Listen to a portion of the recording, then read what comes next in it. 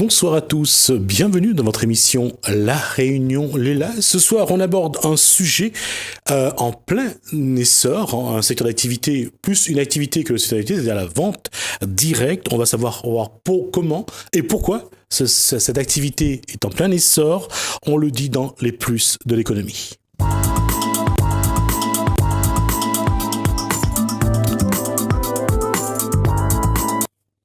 Alors elles sont 4 comme l'étaient les 3 mousquetaires. On va commencer par Catherine Fournier, c'est dans l'ordre que j'ai écrit sur mon papier.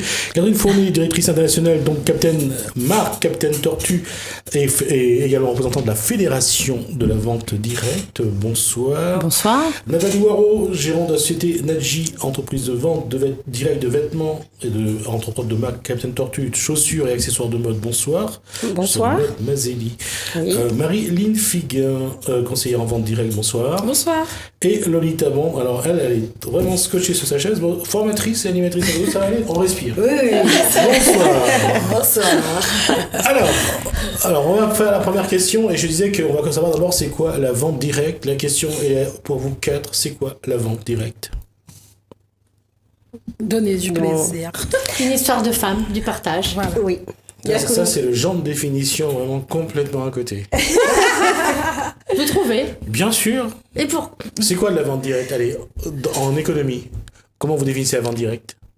On ne peut pas parler d'économie en soi. Pour nous, le terme premier... Alors, moi, je vais vous expliquer quelque chose. Quand on vend, on achète, on est sur la loi du marché. Oui. Donc, on est forcément... On n'est pas là pour vendre, on est là pour apporter un service à notre clientèle. C'est-à-dire les femmes, elles ont besoin de sortir un petit peu. On vit dans un monde stressant aujourd'hui, donc les femmes, elles ont besoin un petit peu de lumière. Vous ne parlez pas de la télé, là? Comment? Vous ne parlez pas de la télé? Non. D'accord, continue alors. Non, on parle bien de la vente à domicile. D'accord, okay. On parle bien de la vente directe. Ouais. On vit dans un monde stressant aujourd'hui, et ce qu'on apporte aux femmes, c'est un moment de partage, de rencontres, lors d'ateliers rencontres, où elles peuvent s'épanouir, passer un moment de détente, et en même temps, une conseillère est là pour vraiment la conseiller sur comment se mettre en valeur. C'est important pour une femme de se mettre en valeur et d'avoir confiance en elle. Donc on est là pour ça avant toute autre chose. Et c'est pour ça que je voudrais rebondir sur les choses. Juste une chose. Et vous avez crié dessus pendant 20 minutes, là? Non, je ne veux pas vous crier dessus. Justement, je viens apporter vraiment de la solidarité féminine. Et j'insiste parce que tout à l'heure, quand j'ai dit c'est une histoire de femme, on a dit mais c'est vraiment ça. Parce que quand on dit c'est la définition de la vente, etc., on parle de la vente, oui, mais de la vente que tout le monde connaît. Or, la vente directe, c'est pas la vente C'est pas la même classique telle qu'on Justement. l'entend. Et c'est pour ça que j'insiste sur l'histoire de personnes et de rencontres avant tout. Parce qu'on fait avant tout d'un métier qui va rapporter de l'argent, une passion et un métier plaisir. Et c'est là la grande différence. Si je peux me permettre de reprendre, voilà. C'est une passion, je suis d'accord avec toi, c'est une passion. Alors, entre la conseillère et la formatrice qui va faire une définition de dictionnaire... Du tout.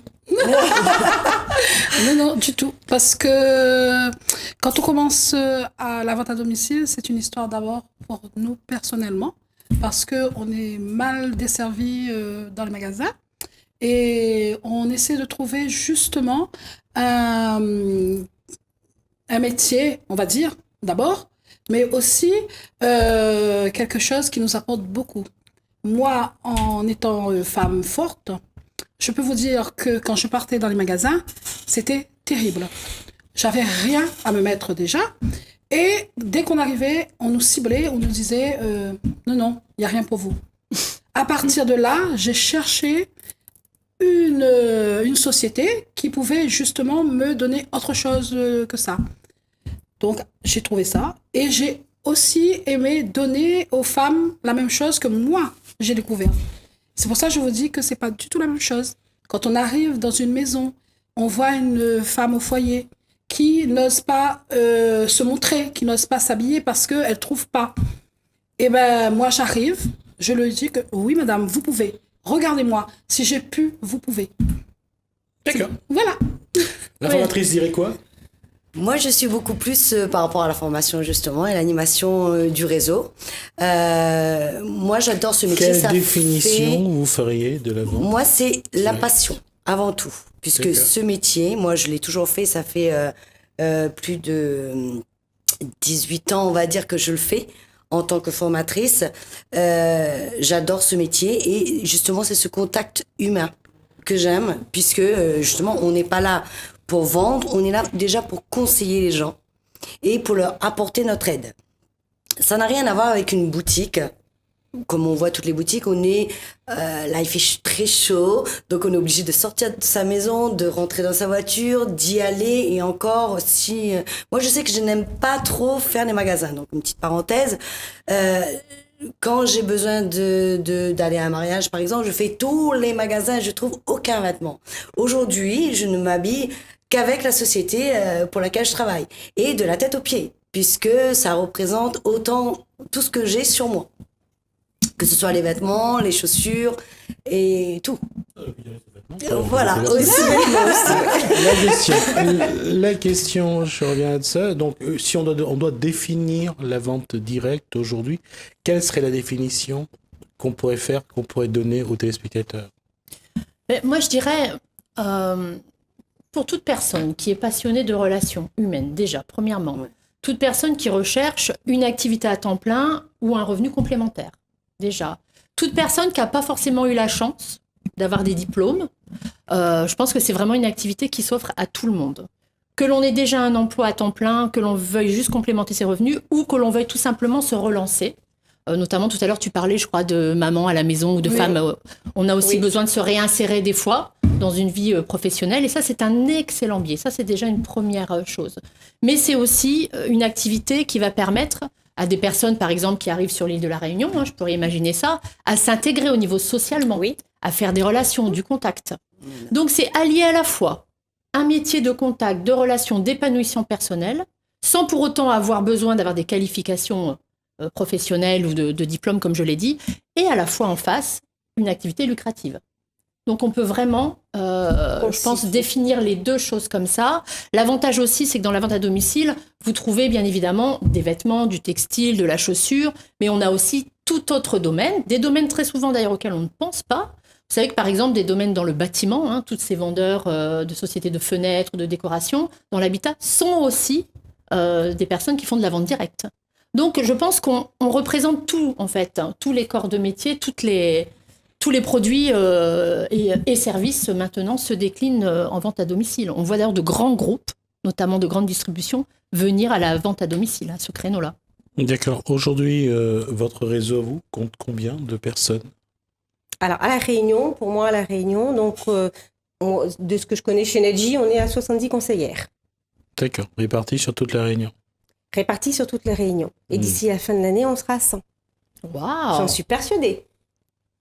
En fait, le geste, va. Vous voyez ce que ça veut dire? Carte sur table. La question, c'est aujourd'hui, comment vous arrivez à convaincre les autres femmes à venir avec vous, à rentrer dans votre réseau, à participer à ce que vous faites? Souvent, ça part de la famille. Parce que moi, quand j'ai commencé, comme je suis d'une fratrie quand même assez nombreuse, j'ai 6 sœurs. Donc, et comme elles travaillent dans des activités un petit peu différentes, je commence à faire des ateliers chez mes sœurs. Donc, à partir de là, elles invitent des amis de la famille. Et au fur et à mesure, ça part comme ça. Donc, on fait des rencontres. Les femmes sont conquises parce qu'elles voient ce qu'on fait, c'est pratique et tout. Donc, après, on va continuer et c'est du bouche à l'oreille comme ça. Et le réseau tient parce que elles sont tellement satisfaites de ce qu'on leur offre c'est elles qui nous rappellent. De toute façon, si on a un bon produit, de qualité, voilà, ça marche de toute façon. Les clients, ils savent reconnaître des bons articles ou pas. D'accord. Aujourd'hui, sur votre réseau à vous, parle de réseau en vente directe aujourd'hui à La Réunion. Est-ce que vous avez des chiffres là-dessus? Des chiffres sur les ventes directes à La Réunion, non? Vous n'avez aucun chiffre? Non, mais en métropole. Après, ça c'est plutôt toi qui peux répondre sur La Réunion. Moi, après, je sais qu'en vente directe au niveau de la France en général, c'est quand même 4,5 milliards d'euros que ça représente en chiffre d'affaires. D'accord. Ok. Ma question, c'est aujourd'hui, comment vous essayez vous arrivez à convaincre les gens à venir avec vous, à vous accompagner sur ce réseau-là? Et puis, quand vous les avez convaincus, comment vous les formez? Alors, Pour les convexes, c'est facile. Hein. Quand on fait un atelier de vente, on donne envie. Déjà, dans la façon dont on parle de ce qu'on vend.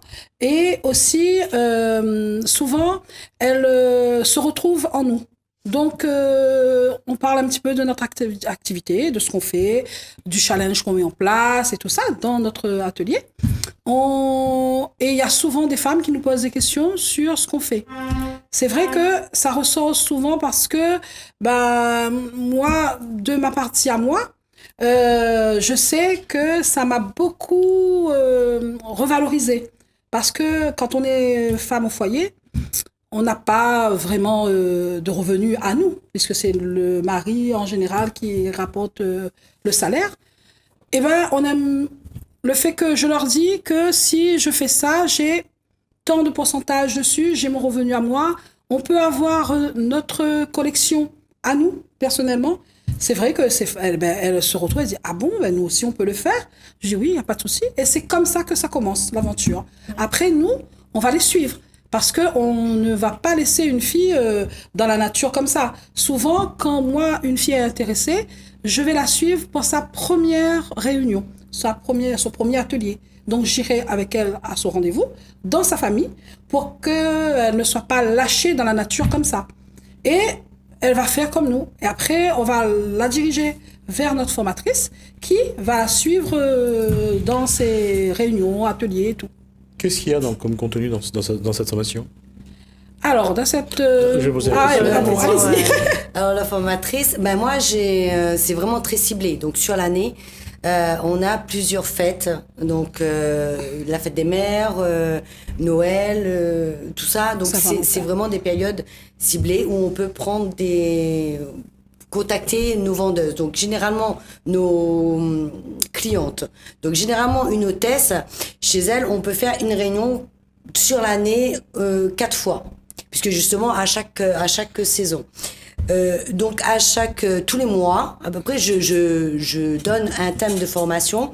Alors, que ce soit sur les réunions, donc pour augmenter leur pourcentage de réunions, pour augmenter leur pourcentage de chiffres, si elles veulent un CA un petit peu plus important, ou sinon sur des fêtes vraiment ciblées. Donc là, on fait une table, on leur montre comment présenter.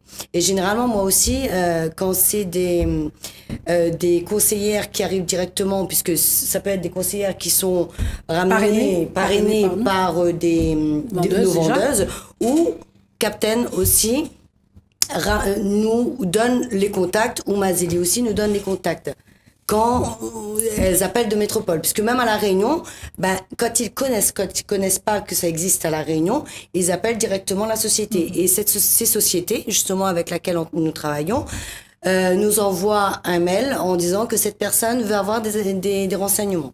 Et généralement, moi je suis là justement pour leur donner ces renseignements et pour les accompagner dans les démarches.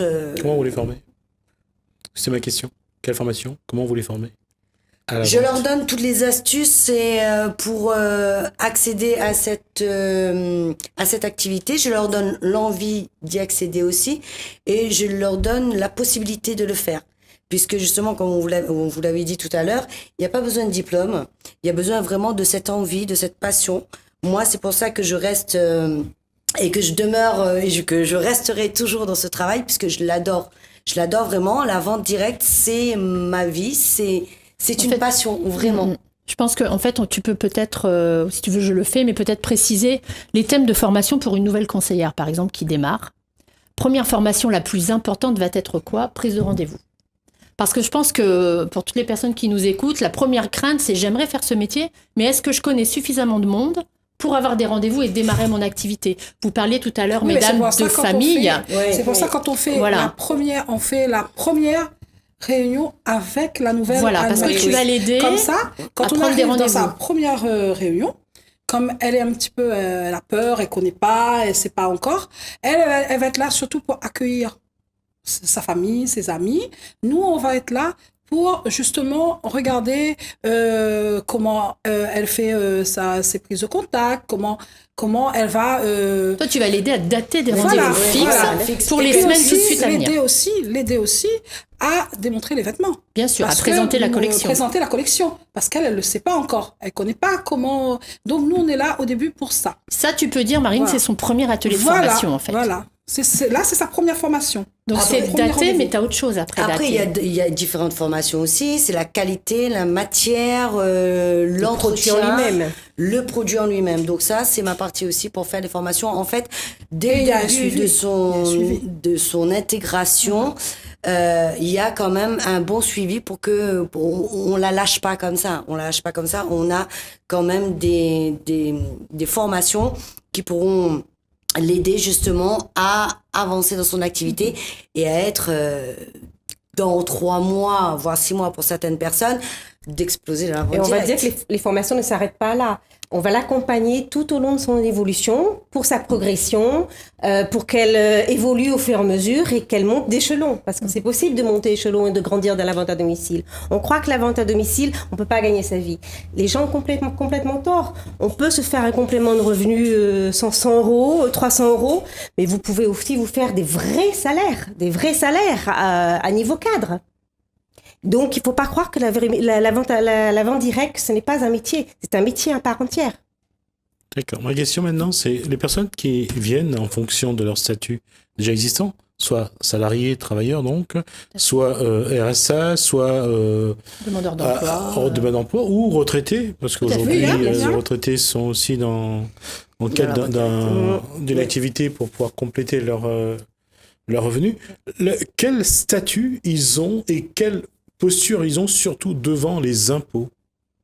On est vendeuse indépendante à domicile. Donc, C'est un on statut est- de VDI. Voilà, de VDI.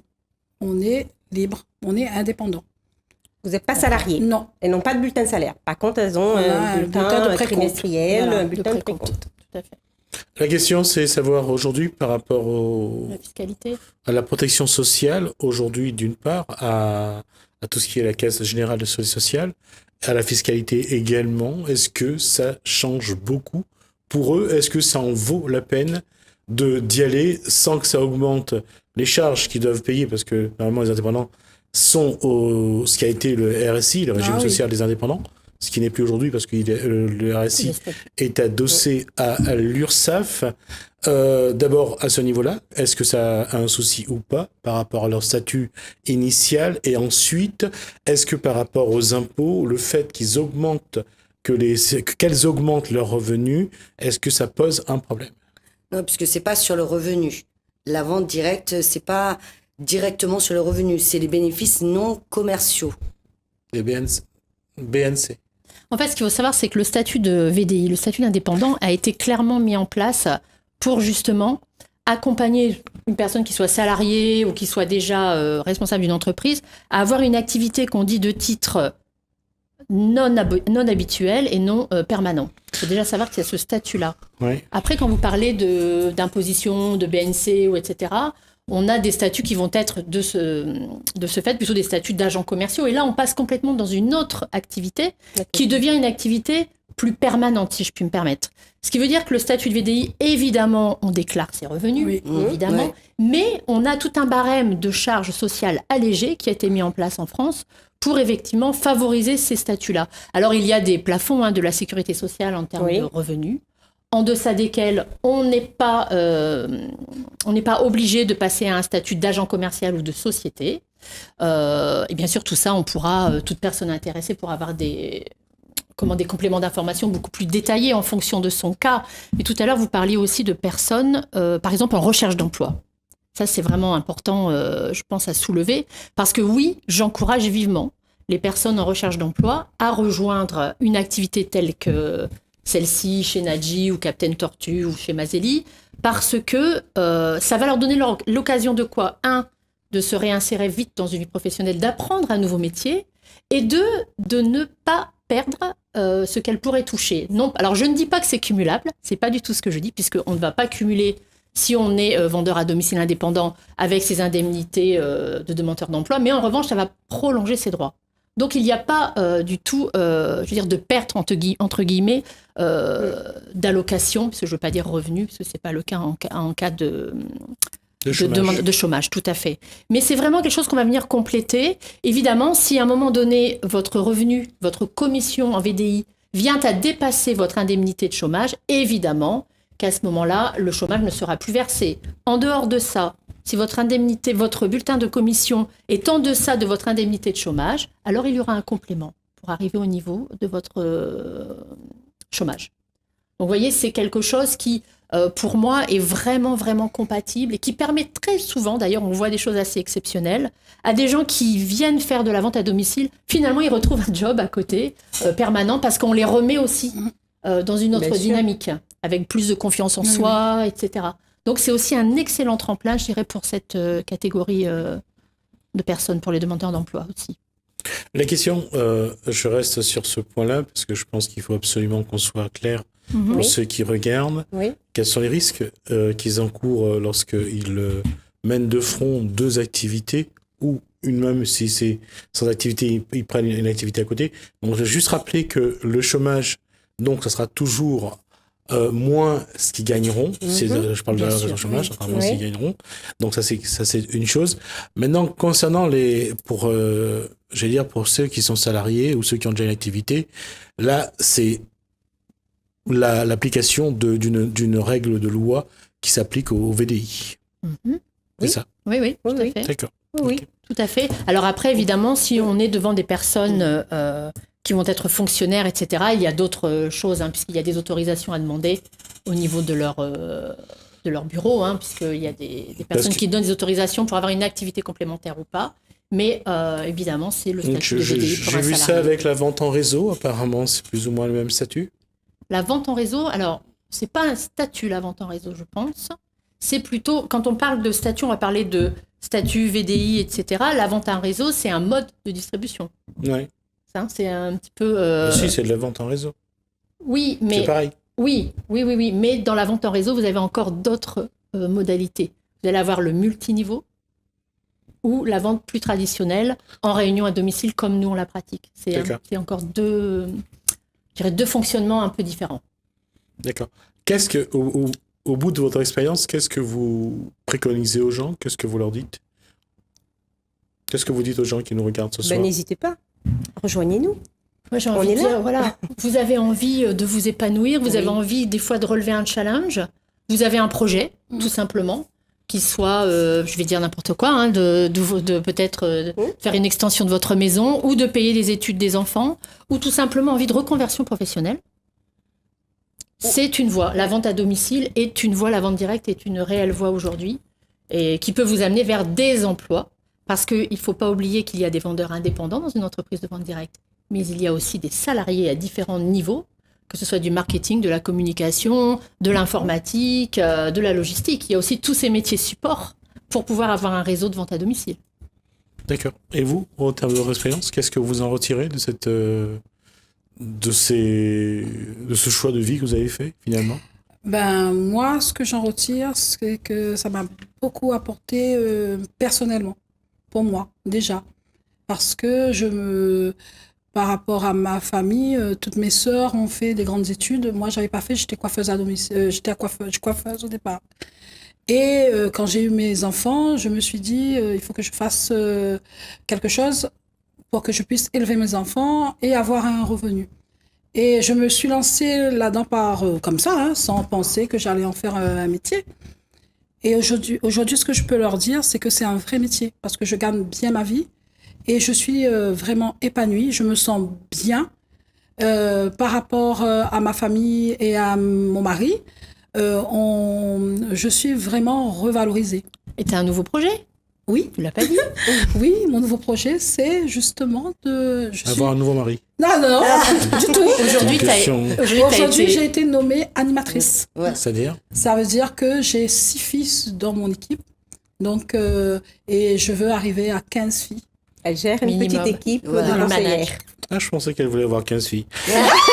Mais c'est mes filles en même temps. C'est ça. C'est une grande famille. T'as C'est une raison. grande famille, ouais. Voilà, je pense qu'on a fait le tour. C'est ce qu'on devait dire sur la vente en direct, à moins que vous ayez quelque chose à rajouter et que j'ai déjà dépassé le temps de 5 minutes. Ouais. Alors moi, j'aimerais rajouter que cette activité, on n'a pas besoin, justement par rapport à cette activité, on n'a pas besoin d'injecter comme d'autres sociétés peut-être qui vont vous le demander Un apport important. un apport Un vraiment apport. parce que quand on veut travailler justement moi pour accéder à cette activité là donc j'aime mon indépendance, je veux pas demander à quelqu'un de me prêter Financer, de l'argent voilà, pour financer. pour pouvoir accéder à cette activité. Donc il n'y a pas d'investissement. Il n'y a pas pas d'investissement. d'investissement, il n'y a pas d'apport. Vous pouvez commencer Demain. librement demain si vous le souhaitez, il n'y a aucun souci. Vous nous appelez et on fera le nécessaire. D'accord. En tout cas, merci à chacune d'entre vous. On va essayer donc de les renommer. Donc, Catherine Fournet, directrice nationale, donc Capitaine Tortue et représentante de la Fédération de la vente directe. Merci à Nathalie Waro, donc gérante de la société Nadji, entreprise de vente directe, vêtements, Capitaine Tortue, chaussures et accessoires mode Mazeli. Merci à vous. Marine Figuin qui a un nouveau projet, non pas d'un second mari, mais de s'occuper de ses filles, conseillère en vente donc direct. Et Louis Taban, donc formatrice, animatrice de réseau. Merci à vous quatre.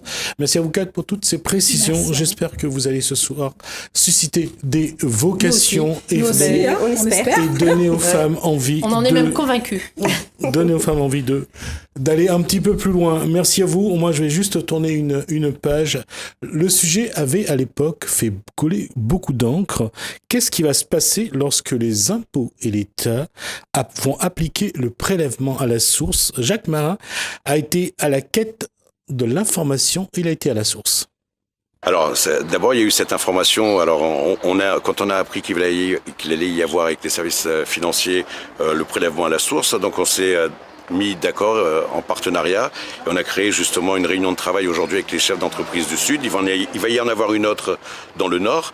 L'objectif, en fait, c'est d'informer les chefs d'entreprise qu'il va y avoir un prélèvement des impôts donc sur le revenu de nos employés à la source. C'est-à-dire que c'est aujourd'hui le chef d'entreprise qui va être le collecteur des impôts sur les revenus de nos employés directement. Donc comment ça va se passer aujourd'hui? C'est plutôt une réunion technique. Il va y avoir bien sûr d'autres réunions de travail avec le service des finances publiques pour dégrossir. Là, c'est juste une réunion de travail pour informer les gens de ce qu'il va y avoir comme problématique, si on veut, dans l'avenir, voir comment les accompagner, nous, au sein de la Chambre, pour dégrossir un peu tout ça. Il ne faut pas oublier qu'aujourd'hui, on se retrouve avec encore une charge supplémentaire. Donc, on est déjà collecteur de pas mal de choses au sein de l'État. Il va y avoir encore du travail. Donc, pour le chef d'entreprise je parle du petit TPE, PME, va se retrouver confronté avec une charge. Donc, bien sûr, il va y avoir un travail avec l'expert comptable, avec les comptables. Donc, il va y avoir une augmentation des coûts. Donc, encore une charge financière, en plus des charges de travail qu'il y a à l'heure actuelle sur nos entreprises. Pour le chef d'entreprise, c'est une vraie nouveauté. Il a l'habitude de collecter des impôts, mais d'habitude, c'est des impôts professionnels. Et bien là, on lui demande de collecter un impôt personnel. C'est une vraie nouveauté, puisque il va quelque part obtenir quelques données donc, de son salarié. Et il va y avoir donc 3 personnes qui vont intervenir, qui sont susceptibles d'intervenir dans ce dispositif. Le premier, c'est le chef d'entreprise, parce que c'est lui qui fait les bulletins de paye. Le deuxième, c'est le salarié, qui pourra avoir une action sur son taux, puisqu'il pourra opter pour le taux différencié, le taux neutre, et il pourra déclarer, bien entendu, tout changement donc, dans sa famille. Et le troisième, bien entendu, c'est les impôts. Donc on a bien 3 parties. Donc s'il y a un petit problème dans l'histoire, vous imaginez bien que le salarié, quelle est la première personne qui va aller voir? Son chef d'entreprise. Donc il est essentiel que les chefs d'entreprise aient la parfaite maîtrise de ce dispositif et de ses conséquences pour qu'ils puissent préalablement informer ses salariés, faire preuve d'une grande pédagogie pour leur expliquer ce qui va se passer. Ce qui lui évitera d'avoir début 2019, quand il va y avoir les premières retenues à la source, les salariés dans son bureau qui vont lui demander « Chef, pourquoi là j'ai un petit peu moins sur mon bulletin de salaire alors que je m'y attendais pas ?» Les avantages et les inconvénients, on va dire que l'avantage, le seul que je vois moi aujourd'hui, c'est en cas de baisse de revenus. Il est vrai qu'en cas de baisse de revenus, le premier élément c'est le chômage. l'année du chômage, l'impôt baissera immédiatement. Alors qu'aujourd'hui, on paye l'impôt de l'année précédente, donc d'une année avec un impôt plus important.